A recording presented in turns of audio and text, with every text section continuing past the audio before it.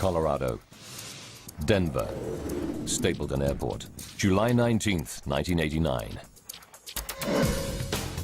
Known as the gateway to the Rockies, Denver is the starting point for journeys all over the U.S. 1,300 planes take off from here every day, carrying over 75,000 passengers. It's the peak of the summer season, and Stapleton is packed with vacationers and business travelers.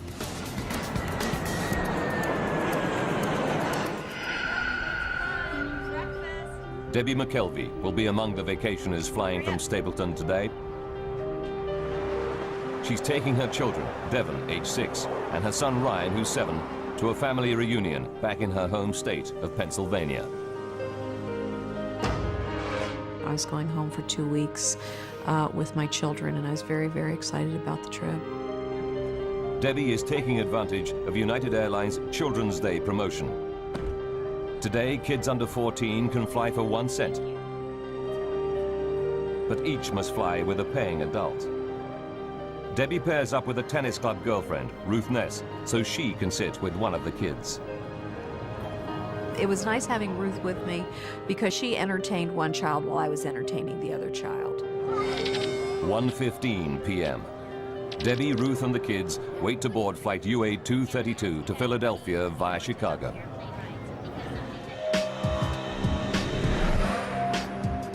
Commanding the flight is Captain Alfred C. Haynes. His cabin staff reported a minor electrical fault in the galley on the previous leg, but engineers have given it the all clear. Captain Haynes is a veteran pilot with 7,190 hours logged in the DC-10. The passengers will be in safe hands today. The DC-10 is a great airplane to fly. I think I was termed an old man's airplane because it's so simple to fly. At this time, in the late 1980s, there are over 400 DC-10s in service. But it's a plane with a troubled history. Windsor, Ontario, 1972. A cargo door blows out on a year-old DC-10, causing severe decompression. The pilots managed to land the plane safely. 2 years later, a door comes off a Turkish Airlines DC-10 flying out of Paris. This time, the violent decompression tears the plane apart in midair. All 346 people on board die. McDonnell Douglas finds the fault and fixes it. But the reputation of the DC-10 never fully recovers.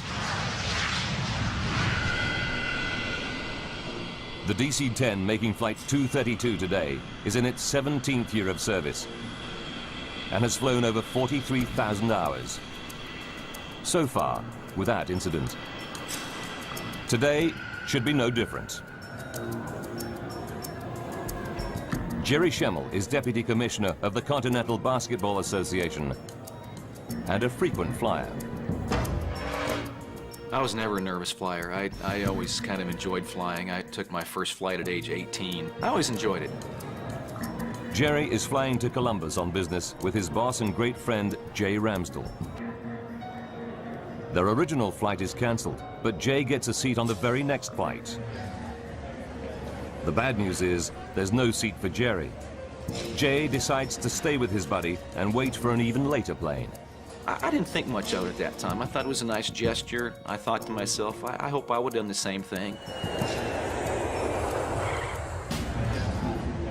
Finally, after a 6.5-hour wait, Jerry and Jay both get seats on flight UA 232 to Philadelphia.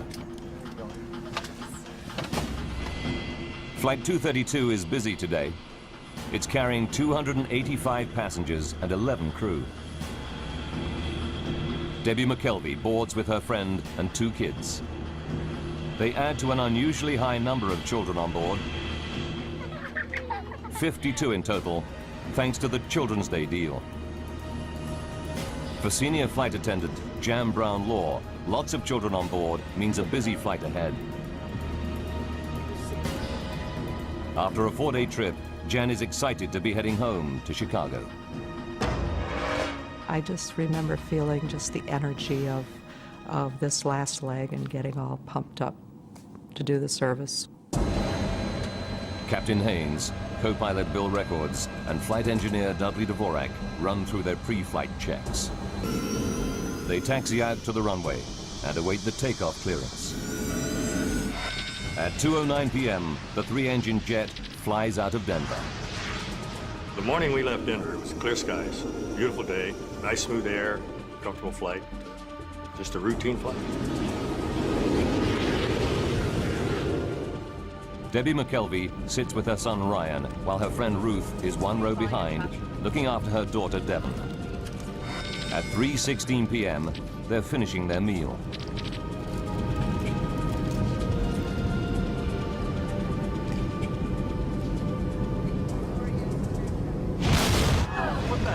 Suddenly, out of the blue, a terrifying blast rips through the plane.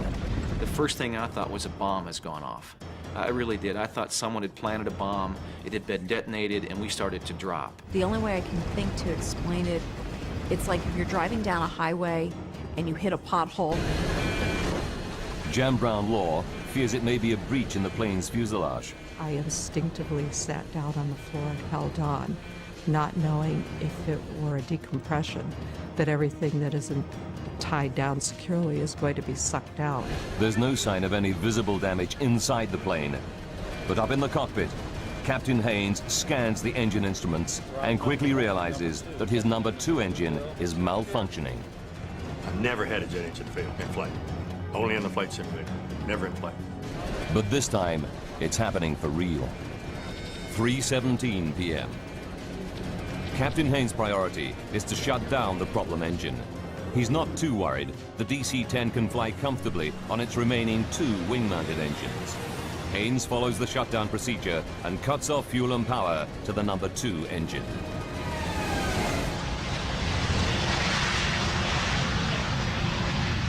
The problem engine is off. But now flight engineer Dudley Dvorak spots something else wrong. Oh, we've lost all hydraulic quantity. His instruments tell him that all 3 of the plane's hydraulic systems are empty. He cannot believe his eyes. The hydraulic systems operate the plane's flaps, ailerons, rudder, and elevator. Without these controls, the pilots won't be able to steer the plane or take it up or down. But the instruments are right. Al, can you help me out with this? Co-pilot Bill Records is horrified to find his flight controls are no longer responding. Still got the brake down. The plane starts to bank steeply to the right, and he's powerless to stop it. That's when we realized we were in a world of hurt, that something was drastically wrong. Now Captain Haynes tries the flight controls, but he cannot get the DC-10 back into level flight either. The plane is now trying to roll over, a terrifying prospect. We have nothing to turn the airplane, nothing to control the pitch of the aircraft. Nothing. Fly the aircraft. Nothing. It's every pilot's nightmare. Flight 232 is at 11,000 meters and out of control. If its left wing continues to lift, the plane will flip over and tumble to its doom.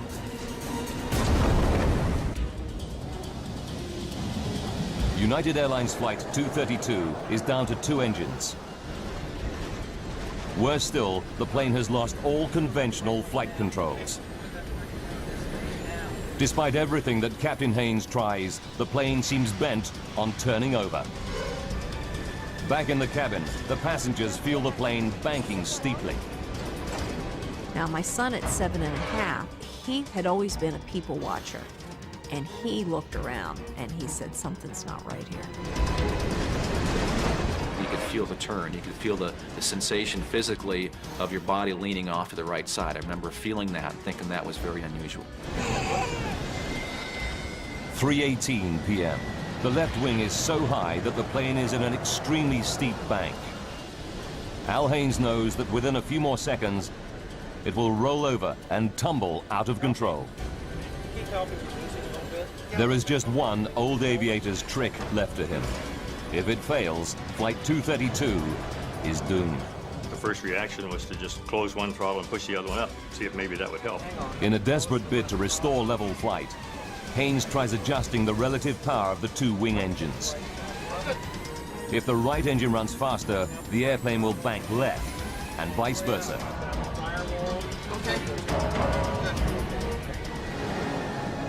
It works. Captain Haynes is able to pull the plane out of its roll. He still has no flight controls, but he regains a crude form of steering by using the throttles.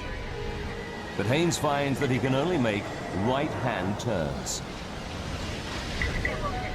3:20 p.m. Co-pilot Bill Records radios Minneapolis Air Route Traffic Control Center. 232 heavy. We've shut down engine. He reports the loss of flight controls and requests a flight path to the nearest airport. The pilots have no idea how they're going to land the crippled plane. Ladies and gentlemen, this is the captain. We've shut down the number 2 engine. Now Captain Haynes tells passengers that one engine has failed, but he doesn't mention the loss of flight controls. Chicago, but we may be just a Not all the passengers find his words reassuring. You could just feel a tenseness in the flight attendants. And that's when you kind of felt there's something not right here. Captain Haynes knows that time is running out. UA-232 is dropping at around 250 meters per minute. They need to attempt an emergency landing soon, before they lose height altogether. 3:22. Air traffic control informs the flight crew that their nearest runway is at Sioux Gateway. This is a small regional airport near the sleepy town of Sioux City, Iowa. 3:25 p.m. A quiet afternoon in a Sioux City fire station is about to get a whole lot busier. When Fire Chief Robert Hamilton hears an alert called in, he suspects something big. I've been in this business a long time, and you can kind of tell. You have almost a sixth sense, I guess. Within minutes, the fire chief's hunch is proved correct. UA-232 is heading right for his city. 9 fire trucks race out to their emergency positions on one of the runways.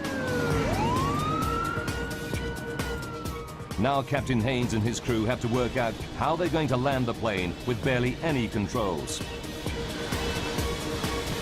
Before they can make a plan, they hit another problem. The DC-10 starts to soar up and then down in a random, uncontrollable cycle. For the pilots, it's like riding a roller coaster through the sky. I had no idea how long we were going to keep that airplane in the sky. Debbie McKelvey feels the plane's erratic motion and fears for her life. Here I have a 6-year-old and a 7-year-old. You start praying, if I'm going to die, please make sure we all go and we all go quick. 3:26 p.m. Captain Haynes calls his senior flight attendant up to the cockpit. When I opened that door, the whole atmosphere hit me.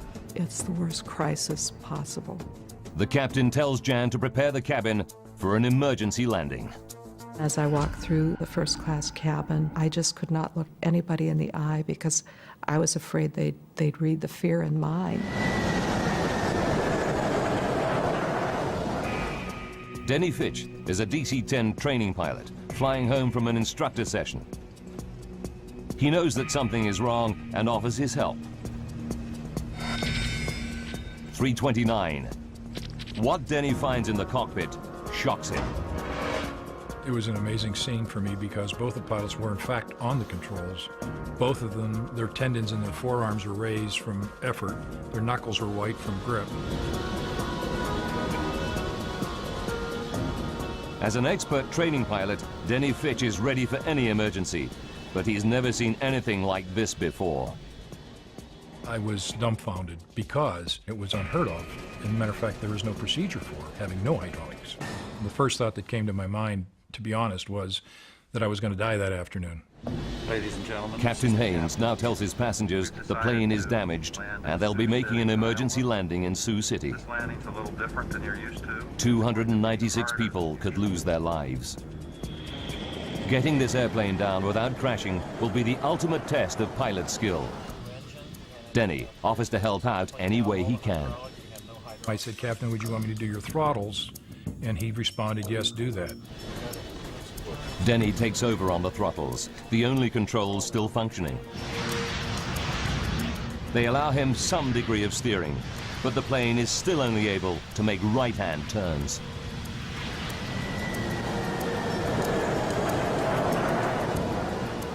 As far as I'm concerned, he's now the fourth member of the crew because he was willing to step in there and help us any way he could. 3:48. The DC-10 is now 12 minutes from Sioux City Airport, and they're running out of altitude. It's time for the pilots to face an almost unthinkable prospect. In a few minutes, they must attempt to land a 165-ton jet without proper flight controls. The lives of 285 passengers are in their hands.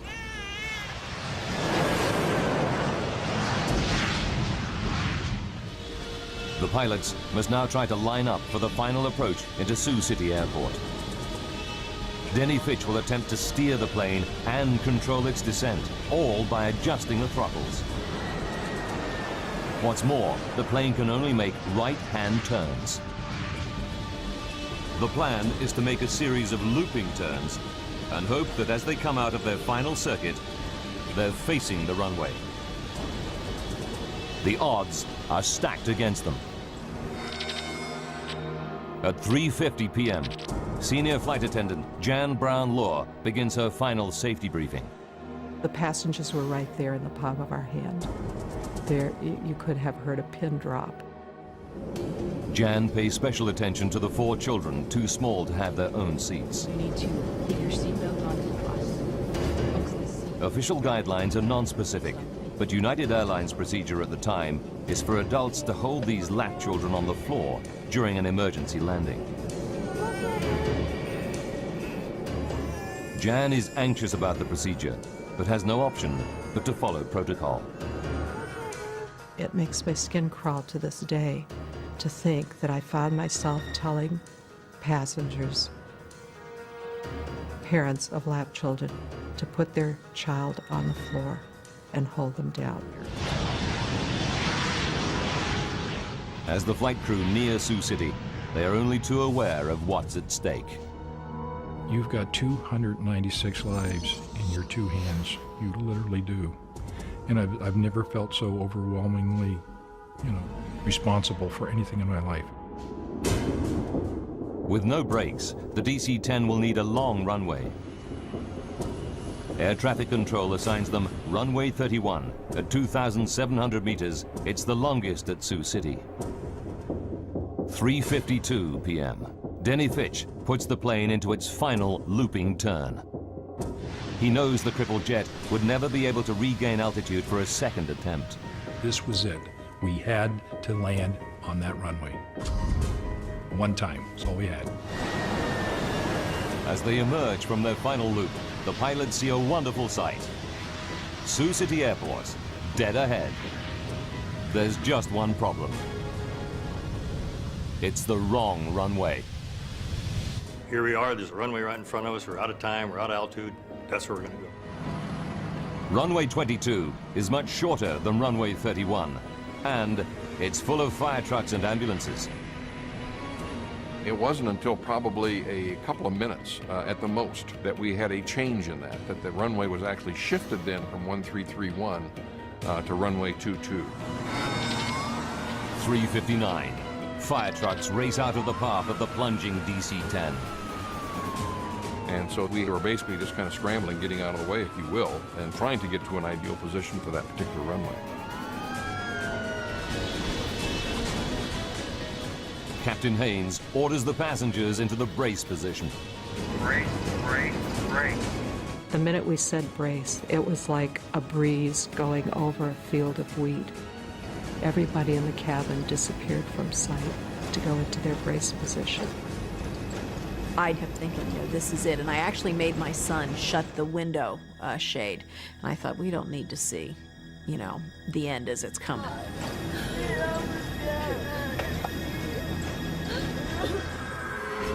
As the pilots desperately try to line up the airplane with the runway, they realize they're still coming in at 400 kilometers per hour, around 150 kilometers per hour faster than normal. but with no control of the flaps, they cannot slow the descent. The alarm sounds from the ground proximity warning system. They're descending too rapidly. The plane is plunging at 560 meters per minute, over 6 times the normal rate.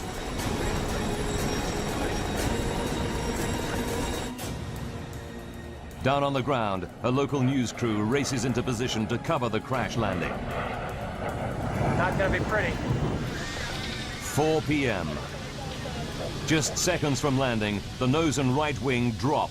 If they come in at this angle, the plane could break apart. And I shoved both the throttles to maximum power, hoping that would result in the nose being pulled up. Denny Fitch desperately struggles to bring the nose back up, but it's too late. The engines don't respond in time. 4 p.m. and 16 seconds. The plane smashes into the runway. It just felt like we dropped out of the sky and hit the ground. It wasn't like it was an emergency landing. It was a crash. I could hear all the screeching metal and noises that you've never heard before and you hope you never hear again. The right landing gear and wing shear off, spilling fuel and sparking a fire. I could see fireballs because I guess the plane, you know, it's screeching on the runway. And then that was my next thought. Oh my God, we're gonna burn to death. The jet careers along the runway on its wing stump for about 600 meters, then breaks apart. The cockpit had snapped off like a pencil tip, and we became a tumbling 200-mile-an-hour piece of wreckage. The main section of the fuselage skids further down the runway, rolls over on its back, and comes to a halt at the side of the airfield.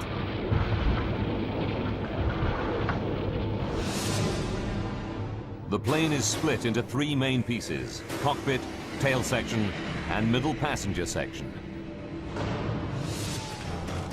Dozens of surviving passengers flee the burning cabin. Fire trucks and ambulances race to help them. Emergency workers arrive to an horrific scene of dead and injured passengers.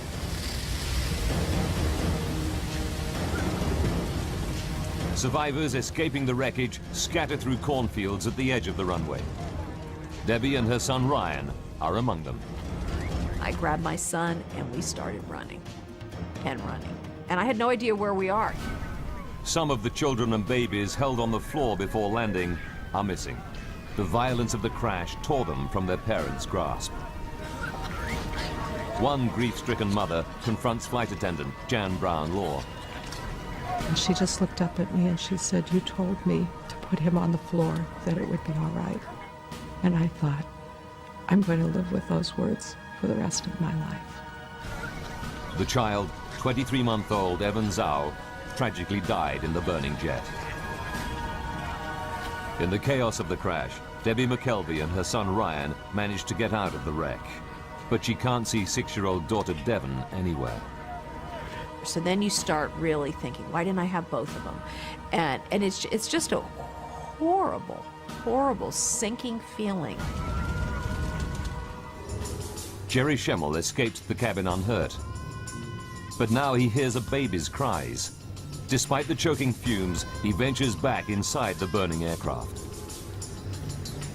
I didn't think if I go back in, the thing will explode or I might not find my way back out. I just reacted. I heard the cries of baby, and the next thing I know, I'm back inside the aircraft. As the central cabin section burns, it starts to fill with toxic fumes. Smoke like this can kill in minutes. Parents like Debbie McKelvey fear that their missing children could still be somewhere inside the blazing jet. Flight 232 crashes at Sioux City Airport and lies in a smoking ruin at the edge of the runway. Survivors flee the crashed airliner, but a baby's cries draw passenger Jerry Schemmel back inside. So I finally got right over top of the crying, and I'm feeling around, and there's a baby stuck inside this overhead bin. I just grabbed the baby with one arm and scooped her out of a hole. I got back on my feet, found the opening, just kind of aimed for the sunlight, and shot out the plane the second time. Jerry's actions probably saved the baby's life. But Debbie McKelvey is desperate. She fears her daughter and friend have not survived the crash. Then, suddenly, she spots a face. It's her 6-year-old daughter, Devon, emerging from the smoke. It was the absolute best feeling because she was there and she was okay. While passengers flee the wreckage, Captain Haynes and the flight crew are trapped in the cockpit. The plane's nose has buried itself into the soft earth beside the runway. It's the last place the rescuers reach. They have to use a forklift and cutting equipment to get through the twisted wreckage. It takes 30 minutes to reach the pilots. At 5 p.m., rescuers pull out all 4 pilots, seriously injured, but alive. As I remember the pat on my chest, and his words to me were, "You're okay, buddy, I'm here, I got you, you're gonna be okay." And I felt this tremendous relief. The flaming wreck of UA-232 burns for over 2 hours. 9 helicopters and 34 ambulances evacuate survivors. Jerry Schemmel's thoughts turn to his buddy, Jay, whom he lost sight of in the crash. Jerry hopes that he might have made it, but as time goes by, he loses all hope. I had a pretty good hunch 8 hours after the crash, when he didn't show up anywhere, that he wasn't a survivor. Jay Ramsdell is one of 111 passengers who lose their lives in the crash. 1 flight attendant is also killed. 11 children are among the dead. Remarkably, 184 people survived the Sioux City crash. But for the pilots of Flight 232, any number of deaths is a tragedy. Training pilot Denny Fitch learns how many died when his wife visits him in hospital.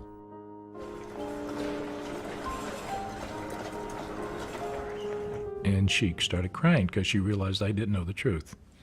That in fact, 112 people had died behind me.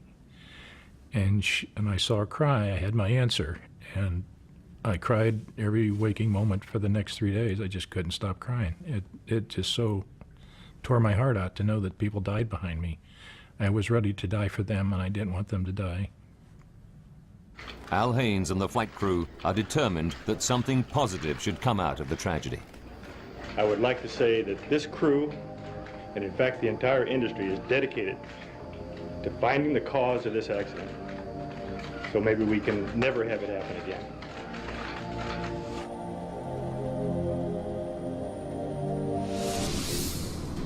The National Transportation Safety Board, or NTSB, dispatches an investigation team to Sioux City.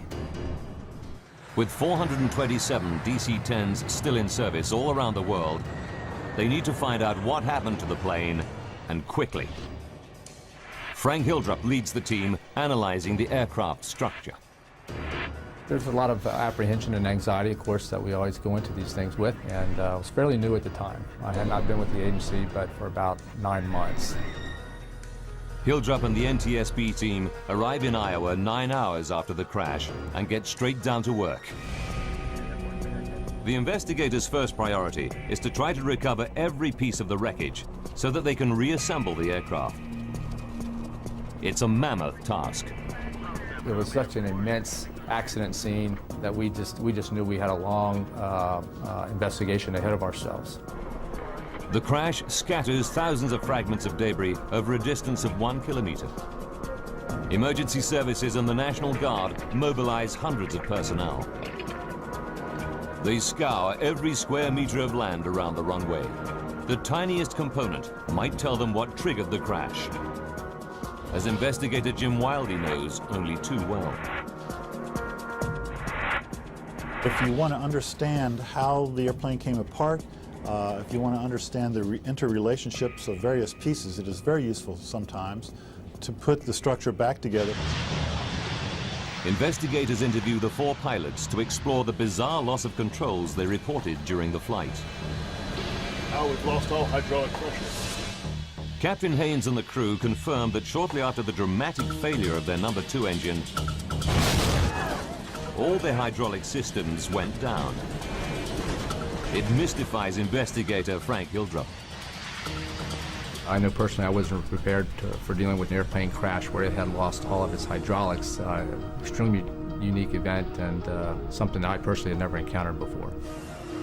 Hydraulics operate all the flight controls on the DC-10. The flaps that help control descent. The elevators that pitch the plane up and down. The rudder that steers it. The ailerons that make it bank. Pressurized fluid inside hydraulic lines operates these mechanical controls. There are 3 separate and independent hydraulic systems. Even if one system is breached, it should not cause the loss of hydraulic fluid in the others. To lose fluid from all 3 systems at once is almost impossible. Experts put the odds at 1 billion to 1. Then, an unexpected find. Farmers 90 kilometers from Sioux City report aircraft wreckage scattered on their land. Investigators examine the debris and find that it includes components from the number 2 hydraulic system in the tail near the failed engine.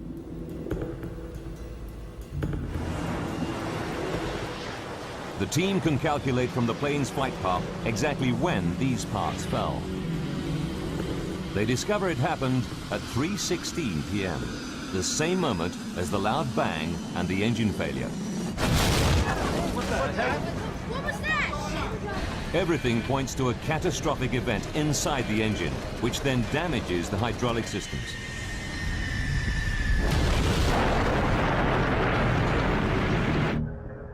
They go back to the wrecked plane and examine every millimeter of its hydraulic lines.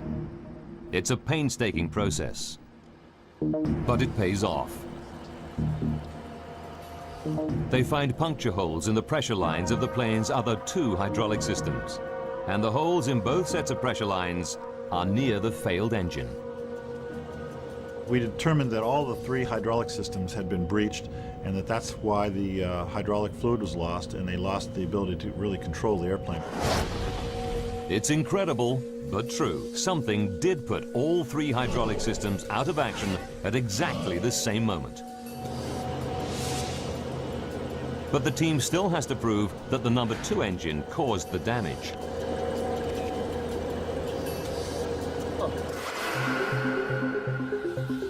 They inspect the puncture holes with a scanning electron microscope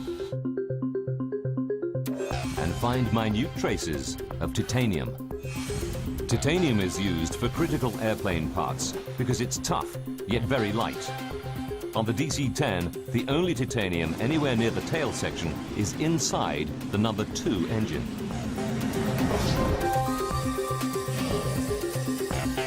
And when NTSB engineers reconstruct the DC-10's number 2 engine, a new clue confirms the team's theory. We learned that a major portion of the number 2 engine in the tail of the airplane had come apart and was missing. The missing part is the fan disc, the massive central hub of the engine's fan assembly. It's made of titanium. Investigators are starting to get a picture of what caused the bizarre loss of controls aboard flight UA-232. 44 minutes from disaster. The loud bang that crew and passengers hear is the 170-kilogram fan disc fracturing. The broken fan disc bursts through the engine housing. The blast fractures a section of the number 2 hydraulic system. But in a piece of catastrophic bad luck, fragments also puncture lines in both remaining systems. Mark 0 on all 3. I'm sure. Gauges say 0. All hydraulic quantity down. 42 minutes to go. The plane loses all its flight controls. The tail section is so badly damaged that the plane can only make right-hand turns. And without elevators, the pilots cannot keep the plane on a level flight path through the sky. But the NTSB investigators still don't know what caused the fan disc to fracture. Until they find out, more than 200 other DC-10s could be flying around with engines that have a similar hidden fault.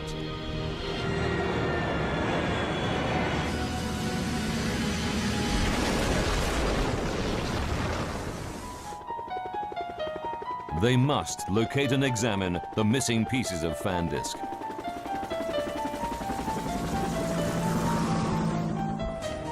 Investigators calculate the likely trajectory of the fan disc debris to find out where it might have landed. They narrow it down to a tract of Iowa corn belt 36 square kilometers in size. I would consider the search for that fan disc certainly a needle in a haystack type of effort. Investigators pull out all the stops to find the missing fan disc.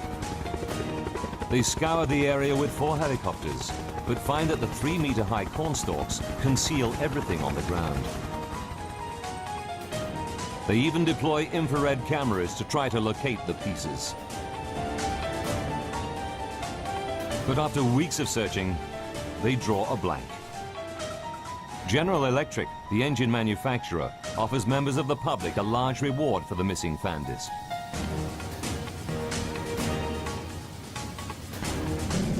But there's still no sign of it. 2 months go by, and harvest time comes around. Janice and Dale Sorensen have a 180-hectare farm right in the middle of the search area. Tuesday, October 10th, 1989, and Janice Sorensen is out bringing in the corn. As I was combining, I felt a little resistance on the front of the combine, and I backed it up and then put it in neutral and got out and looked, and I knew immediately that this was the piece they were looking for. It's a massive chunk of debris, half buried in the earth. Teams from General Electric and the NTSB race to the Sorensen farm.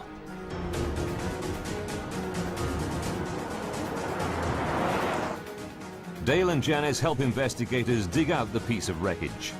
This is the Sorensens' own video footage of their find. I had a little shovel long, and I went and got the tractor with a loader and put a chain around it, hoisted it up, and then we took it down to the turkey shed, which was not very far away, and we had hot water there, so we washed it off, so it was spick and span. Investigators quickly confirm that the debris is a major chunk of the missing fan disc from flight UA-232. Then they find another piece nearby. Together, the 2 parts complete the entire missing fan disc.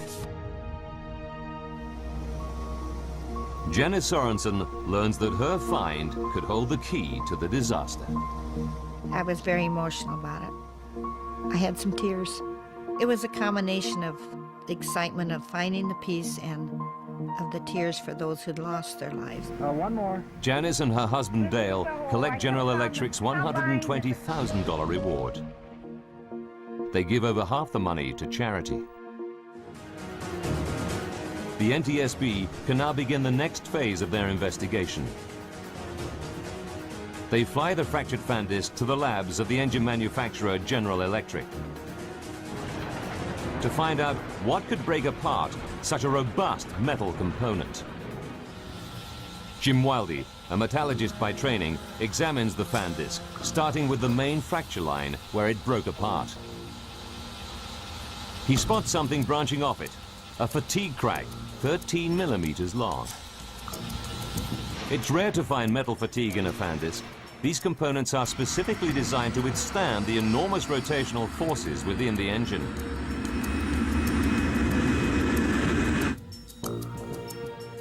Then, at the base of the fatigue crack, Wildy sees a tiny cavity. The size of it was maximum in any one direction was about 50 thousandths of an inch. As he scans the cavity more closely, he sees that the metal around it looks discolored. He takes a sample from this suspect area for testing. What he discovers will shock the investigation team and rock the aviation industry to its core.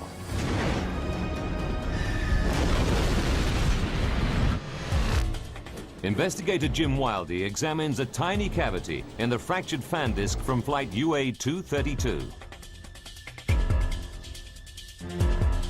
What he finds stuns him.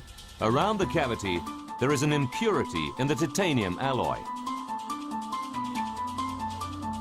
It's called a hard alpha inclusion, a brittle defect smaller than a fingernail. Analysis reveals that it was caused by excess nitrogen during the forging of the metal ingot. The fan disc in the DC-10 was made from titanium that harbored a fatal hidden defect. It's the final piece of the puzzle. The NTSB team can now put together the chain of events that left the passengers and crew of flight UA 232 seconds from disaster.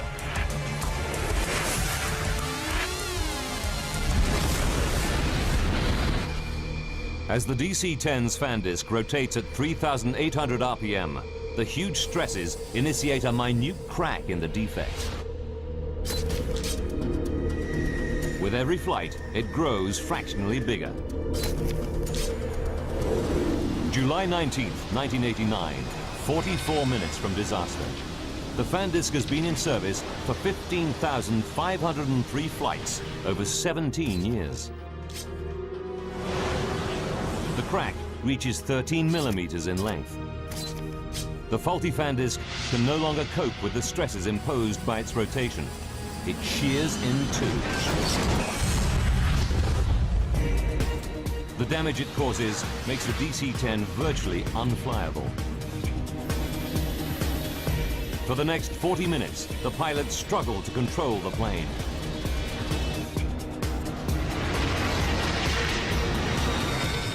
Five minutes to go. Flight 232 comes out of its final turn into Sioux City. 20 seconds. As the plane comes into land, the right wing drops.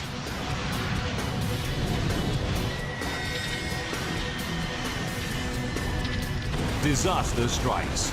The right wingtip hits the ground, and the DC-10 careers down the runway.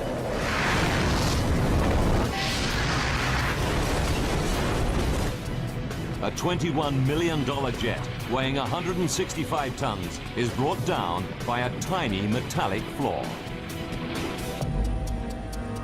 For the NTSB investigation team, there's a terrible twist to the tragedy.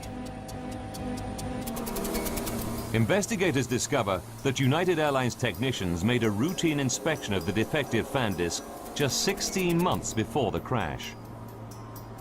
They're disturbed. The crack was on the fan disc surface. At the time of the inspection, the crack could have been close to 13 millimeters long.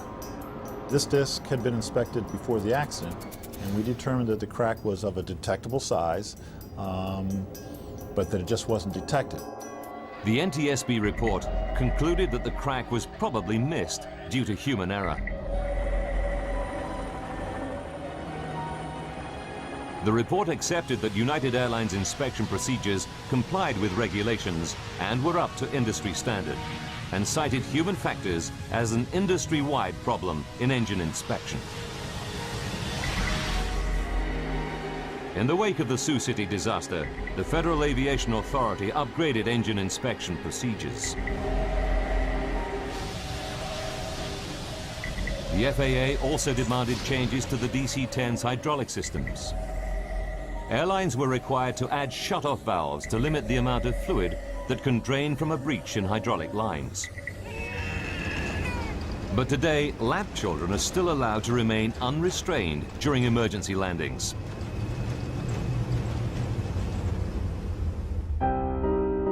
Ever since the crash, Jan Brown Law has campaigned for all children to have allocated seats and safety restraints on airplanes. She has never forgotten the young boy, Evan Zhao, who lost his life on her watch. Evan would be 17 years old today had he been in a seat. Denny Fitch, Al Haynes, and the other crew members received industry awards for their extraordinary professionalism and valor. Jerry Schemmel, who now has children of his own, will never forget the debt he owes the pilots. I've thought about those guys every day for 16 years. I don't think we could have been equipped with a better cockpit crew than what we had. The safety measures triggered by the Sioux City crash transformed aviation safety, not just on the DC-10, but on all passenger airliners. The new rules should ensure that such a bizarre and devastating accident can never happen again.